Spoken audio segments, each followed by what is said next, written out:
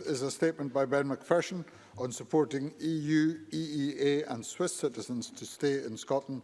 The Minister will take questions at the end of his statement, and so there should be no interventions or interruptions. And I call on Ben McPherson. Thank you, Presiding Officer. Friday is International Migrants' Day, a day when we all have the opportunity to reflect on the circumstances and contributions of those who have chosen to migrate to and from different places around the globe, and a day to recognise and respect the rights of all migrants.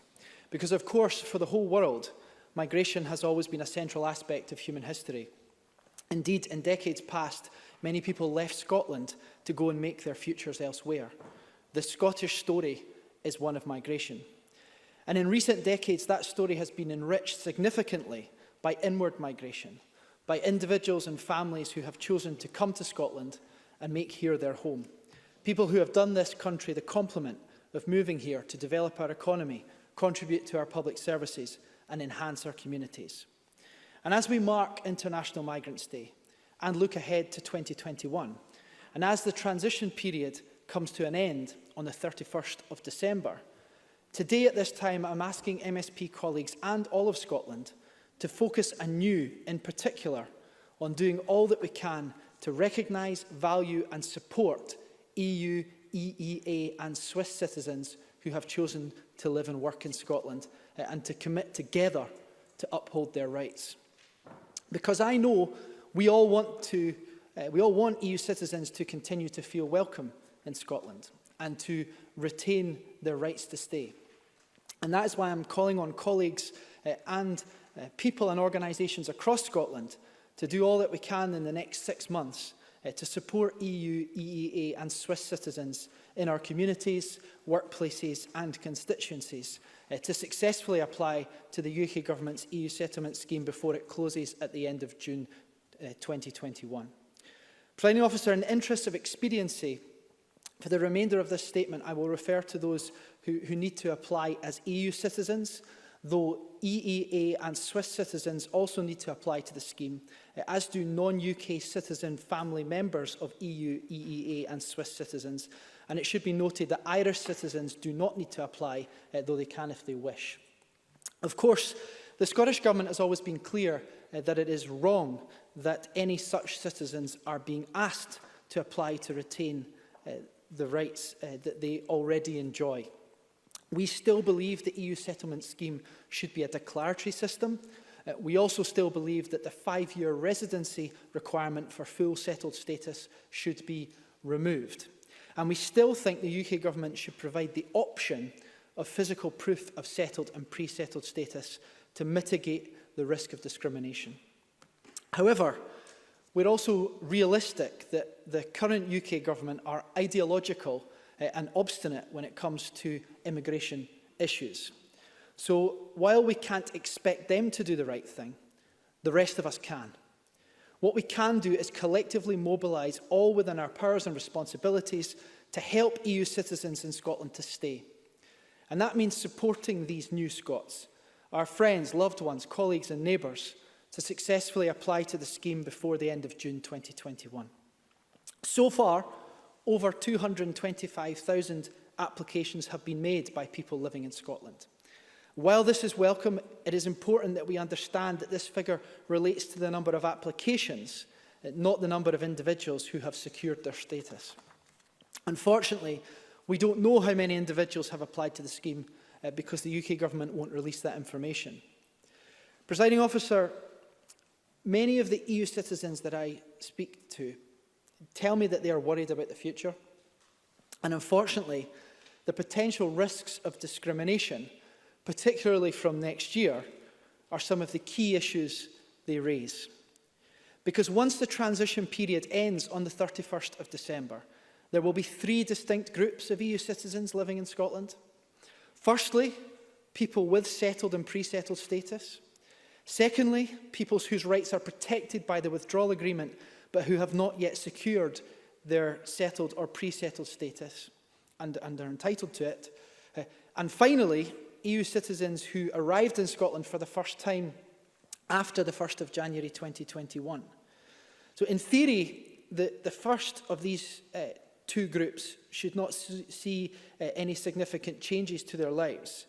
However, there are real concerns about discrimination, because a hostile environment is based on requiring employers and service providers under threat of sanction to check an individual's immigration status. Yet without physical proof of status, or even any proof at all for those who have not yet secured their status, it will be difficult for many EU citizens to prove their eligibility. Will a landlord or an employer know the difference between the three categories of citizen? Will they even understand what pre-settled and settled status means? Will an employer be tempted to offer a job to a less qualified candidate rather than risk a penalty? And what will happen after the 30th of June? The Home Office has said that it will accept late applications where there are reasonable grounds to do so. But what constitutes reasonable grounds? As yet, we don't know. And from the 1st of July 2021, those that do not apply will, in the eyes of the UK government, be here illegally. At best, they will face the hostile environment, and at worst, enforced removal. We know this because the Windrush scandal has showed how callous and devastating the UK government's immigration policies can be. But in good faith, I genuinely hope the UK government have learnt from those mistakes and will now listen to the worries of EU citizens. Because given the risks, we must all do what we can to help and support EU citizens. We must ensure that every EU citizen understands that they need to submit an application. And in the Scottish Government, we are doing everything we can to get that message out, and will continue to do so. And I ask every member of this Parliament to continue to help in that process, to help every EU citizen to secure their legal rights, and for everyone in Scotland to know what EU citizens' rights are. To assist with this, the Scottish Government Stay in Scotland campaign provides information and support. As colleagues will be aware, working with third sector partners, we are funding an EU citizen support service with a telephone helpline which is free to use and staffed by qualified advisors. And as a reminder, the number is 0800 916 9847. In addition, we part fund a network of advisors and citizens' advice bureaus throughout Scotland, and we are also funding a specialist caseworker to work with COSLA and to take referrals from any Scottish local authority. This will ensure the most vulnerable, including looked after children and care leavers, get the support they need. And we are providing funding for 2 solicitors to provide legal advice and representation for people with more complex cases. And again, I would urge MSPs and others to share the information about these services. And while we are doing all of this, because while some people will find the application process straightforward, others will have complex immigration histories or have difficulty in gathering the necessary evidence, and applying can be a bureaucratic and challenging process, particularly for those who are vulnerable. And that's why we all need to work together to support EU citizens across Scotland. And we also need to make sure that people know what EU citizens are entitled to. Accurate information about the rights of EU citizens is crucial, not just for EU citizens themselves, but for service providers, employers, landlords, banks, and elected representatives. And that's why I commissioned the human rights charity Just Right Scotland to produce a series of accessible guidance notes on EU citizens' rights. These are available in a range of languages and help people better understand their rights to live, work, study, and access healthcare and benefits and housing in Scotland. And again, I encourage colleagues and others to share these materials widely. Presiding Officer, colleagues, my ask today is clear. Let us send an unequivocal message to EU citizens across Scotland that they are valued and appreciated and an integral part of modern Scotland. Let's commit collectively to working across this Parliament to support EU citizens, to help them to secure their right to stay in this country, in their country. And let's do all that we can in the year ahead to safeguard their rights and protect them from either direct, indirect or accidental discrimination. Let's work together to do all of that by signposting EU citizens to the advice and support that they need, and by raising awareness across the board of the rights of EU citizens. We must stand together with EU citizens in Scotland, our friends, loved ones, colleagues and neighbours, and support them through this challenging period, because together we are 21st century Scotland, collectively and enriched by our diversity. Thank you. Thank you very much. The Minister will now take questions on the issues raised in his statement. I intend to allow around 20 minutes for questions, after which we will move on to the next item of business, and it would be helpful if members who wish to ask a question were to press the request to speak buttons now. And I call Dean Lockhart. Thank you very much, Presiding Officer. And I thank the Minister for early sight of his statement. Let me start by saying the Scottish Conservatives wholeheartedly agree that citizens of the EU, European Economic Area and Swiss citizens have played and continue to play a welcome and vital role in Scotland's economy, community and public life. The latest EU settlement figures show a very positive trend that a higher than expected number of citizens have applied for settled status, with almost 4.5 million applications received across the UK, 4.3 million applications concluded, and, as the Minister said, 225,000 applications here in Scotland, all of which demonstrate that people who have made Scotland their home want to stay. However, there are many whose settled status remains to be confirmed, and many are in this position because of the disruption caused by the COVID pandemic and the fact that many have stopped working because of the furlough scheme. To address these issues, the UK Government has confirmed that anyone who has temporarily left the UK because of COVID can continue to apply online, and that this should not impact their eligibility, something I'm sure the Minister will welcome.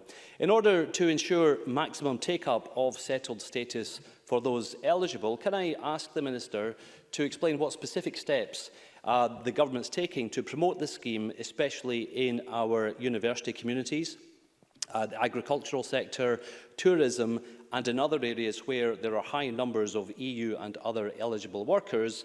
And secondly, can the Minister confirm the Scottish Government has spent all of the £200 million of Barnett consequential spending coming from the UK Government on Brexit preparedness here in Scotland, including on the settled status scheme? Thank you. Thank you. And first of all, I welcome Dean Lockhart to his post and welcome his constructive engagement since taking up post. And he is right to emphasise the amount of applications that we've received. But as I said, there is a consideration that we need to collectively engage in around that, the number of applications doesn't necessarily doesn't necessarily marry up with the number of people who have actually applied. And to illustrate this, for example, there have been 13,000. There have been over 14,000 applications from Romanian citizens in Scotland, but it's estimated that there are only 13,000 Romanians here in Scotland, for example. And although the over 225,000 applications is welcome, the latest figures are that there are over 234,000 EU citizens in Scotland, so there is still some way to go. And we need to work collectively, and that's what today is about, to encourage people through that scheme. In terms of what we are doing directly to engage, since we launched our Stay in Scotland campaign in 2019, obviously funded with investment of over £1 million, and engaging with our third sector partners, the Citizens Advice Scotland and the Citizens' Rights Project in particular, along with Just Right Scotland, which I mentioned. We have engaged significantly with the third sector to provide materials and support. And of course, that phone line that I mentioned is a support that's only available in Scotland, and something that we're doing over and above what there is in the rest of the UK in order to provide advice as well as information. But over and above that, we continue to engage with a range of stakeholders, and on Friday, the Scottish Government will be seeking to cascade that welcoming message and cascade that welcoming, that determination and information for people to sign up to the scheme. And we're hoping that all stakeholders and all political parties will use International Migrants Day to get that message out. But we continue to engage with the Consular Corps, with faith groups, with rural communities, the National Farmers Union, for example, with the Tourism Alliance, with the business community, with the health sector, with the retail consortium and supermarkets. So there's a whole range of different ways in which we're getting the message out to people to apply, and that there's support available. And if any members, including Mr Lockhart, have further suggestions, then please let me know, because we can only do this effectively if we do it collectively. Colin Clare Baker. I thank the Minister for advance sight of his statement. EU, EEA and Swiss citizens make a vital contribution to Scotland. They are our family, our neighbours, our work colleagues, and we want them to choose to stay. I join the calls for the UK Government to introduce a declaratory system to protect people's rights and demonstrate how much we value their contribution. I share the concerns that we do risk facing another Windrush generation situation. There are reports that older or vulnerable residents who have been in the UK for some time may not yet be aware of the scheme. How is the Scottish Government raising awareness, particularly among these groups, and encourage harder to reach residents to apply to the scheme and make sure the support available is tailored to their needs? I sought assurances from the UK Government Immigration Minister last week at the Culture Committee about the citizens who have understandably returned to their home country during the COVID-19 pandemic, being able to apply for settled and pre-settled status remotely. What support can the Scottish Government give to encourage these people to apply remotely and return to Scotland? Many have had to lose their jobs and their accommodation due to the pandemic. How can we make sure they have access to the information and support that is available for residents who are still here? Minister. Thank Claire Baker for those questions. I'll try to get through all of them. First of all, I absolutely agree with her points around the declaratory system. And one of the main arguments in favour of a declaratory system instead of an application-based system is in order to make sure that those who are particularly vulnerable or elderly or remote do not inadvertently not apply for the scheme, and that has always been one of our concerns from the beginning. And of course, the declaratory system, if people's rights were enshrined in law, would remove the need for an application and remove that risk, and that's why we continue to call for it. However, facing the reality that we do, both in terms of vulnerable EU citizens, perhaps who have been here for decades, and also older citizens, we have engaged in a marketing campaign for well over a year now in order to raise awareness of the scheme with EU citizens that we want people to apply to stay. As I said, we've engaged in our funding over £1 million worth with Citizens Advice Scotland and bureaus across Scotland and across their networks. We continue to fund the Citizens Advice Project, which of course have undertaken a number of events, and I'm engaging in one next week, and continue to reach out through their networks and engage with other third sector partners like the Fife Migrants Forum, which I know Ms Baker is engaged in significantly. So we continue to do that, engage in that effort and use all mechanisms in order to reach out, including recently writing out to the Italian diaspora, the Scots-Italian community, with the Italian consulate here in Scotland, which helped us reach a number of people who were potentially vulnerable, and we'll continue to undertake initiatives like that. In terms of those remotely, one of the big concerns that we have are people, say, for example, who have a place at university here in Scotland but haven't been able to attend because of COVID. They wouldn't, because they haven't been in the UK before the 31st of December, they won't be able to apply to the EU settlement scheme under the current rules. So I have written urgently to UK ministers to urge them to change the rules so that those who would have been entitled to the settlement scheme will be able to. And we continue to engage on these very challenging issues. And unfortunately, because of the way the scheme is designed, I envisage there will be significant anomalies like that coming up over the months ahead. Can I say the first two questions have taken 8 minutes? Can I encourage succinct questions and answers, please? Going forward. Annabel Ewing to be followed by Peter Chapman. Thank you, Presiding Officer. Does the Minister agree that the UK Government should urgently review its settled status programme to ensure that issues such as not providing physical proof of status can be resolved? Indeed, surely no reasonable person could oppose physical proof of status.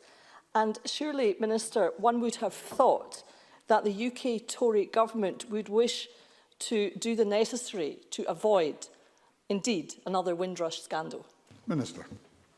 I agree, and it's extraordinary that the proposals, say for example in the House of Lords, to bring in the option of physical proof were rejected, particularly as those who were affected by the Windrush scandal are now able to obtain physical proof of their status, quite rightly, because no other group in the UK are being denied physical proof of their immigration status apart from EU citizens. And this differential treatment is wrong in principle and practice and raises a real risk of discrimination. And particularly affects vulnerable groups, as I have mentioned.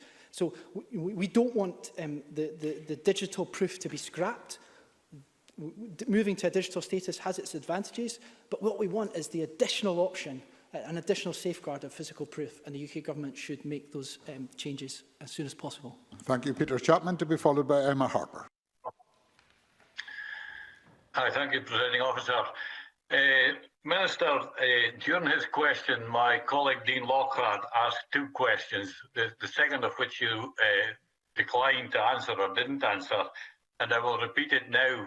And he said, has the Scottish Government spent all the £200 million of Barnett consequential spending coming from the UK Government on Brexit preparations, including the settled status scheme?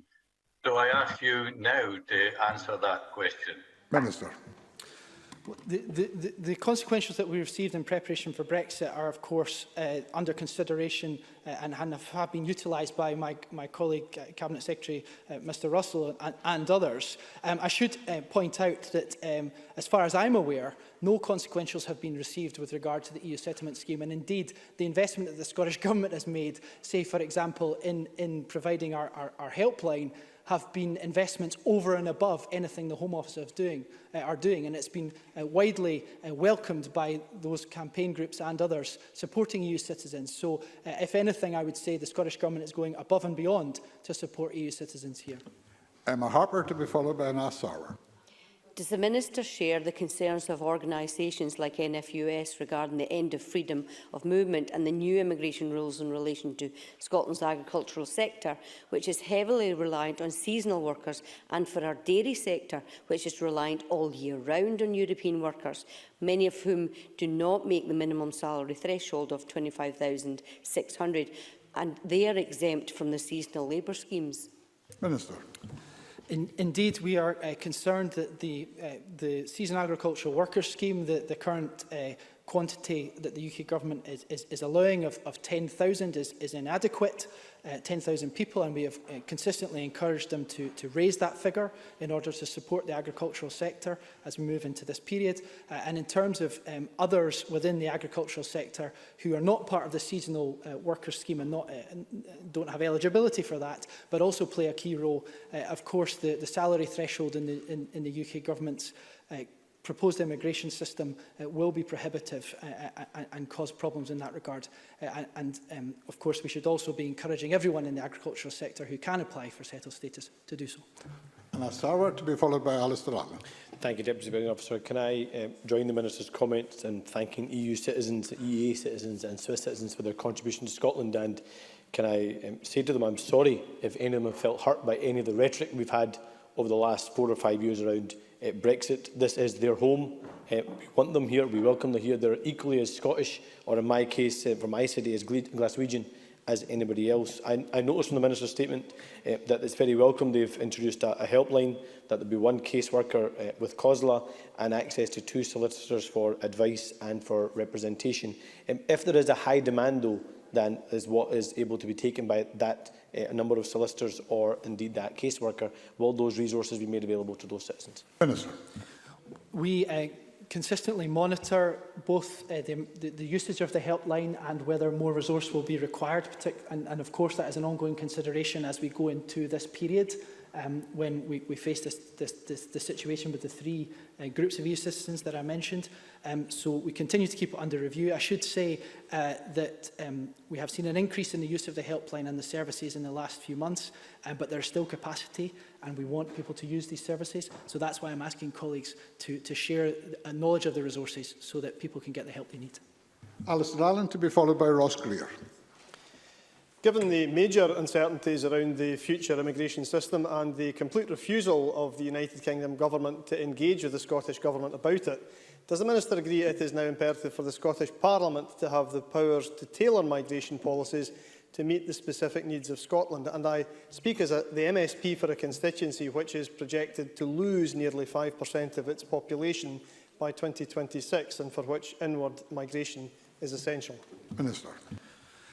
The focus of today is, of course, those who are already here, but we, of course, do need and want to continue to attract more people to Scotland, both because of our demographic challenges and our low birth rate, and because we want people to be here to realise the growth potential and the capacity that we have here.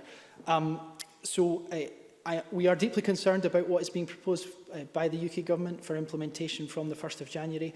The impacts of that will be significant in the short, medium and long term, and the policy making from the UK Government just underlines the need for a differentiated approach for immigration in Scotland. Ross Greer, to be followed by Willie Rennie. Thank you. Can I ask the Minister for how long the helpline for EU citizens will be available for, and for what reason the Scottish Government decided that they were unable to issue physical tokens of settled status themselves, bearing in mind they do have access to the relevant data? Minister. So, firstly, the helpline is currently in place for at least till the end of this financial year, but given the closing date is June 2021, we would look to extend it beyond that point if it's clear that it's required, which I anticipate it will be. In terms of physical proof, Mr Greer asked a very important question. Given that immigration policy and law is reserved, the Scottish Government would not be able to issue anything that would demonstrate a successful application to the settlement scheme that would be legally valid. And actually, if we issued physical proof, it may well just create another layer of discrimination and become highly problematic. So I appreciate that is a suggestion that's been made. I have looked at it robustly, and I'm afraid it comes with significant risk and challenge. Willie Rennie, to be followed by John Mason. Liberal Democrats opposed the immigration bill at Westminster last month and sought to amend the bill on the digital-only proof provisions. My colleague Christine Jardine is now gathering support for a private member's bill, which will automatically guarantee the rights of EU citizens and give them that physical proof. Will the Minister lend his support to that effort? Minister. I thank Mr Rennie for what his party has done thus far, and I would be very interested in engaging with Christine Jardine on that point, and it seems like a very worthwhile private member's bill to me. And finally, John Mason. Thank you. I mean, clearly immigration is reserved and yet it's hugely important for Scotland. Has the Minister found his opposite number at the UK level, the UK Immigration Minister, willing to engage and talk to him? Minister. Unfortunately not. I've not had a meeting with an Immigration Minister of the UK Government since July 2019. So there have been 3 immigration ministers as part of the Boris Johnson government, and I haven't had the courtesy of a meeting with any. And this is wrong, because immigration cuts across a range of devolved areas, and it's also very inefficient government. I noted that the Immigration Minister said to committee in this Parliament last week that he would meet with my colleagues, but not with our designated Migration Minister. That would just be a really inefficient use of ministerial time, and makes no sense at all, and it just shows the disrespect agenda from the UK Government. Thank you very much. That concludes questions on the statement. My apologies to Stuart McMillan, but we will need to move on to the next item of business. Can I remind members on entering and exiting the chamber to observe the social distancing arrangements which are in place?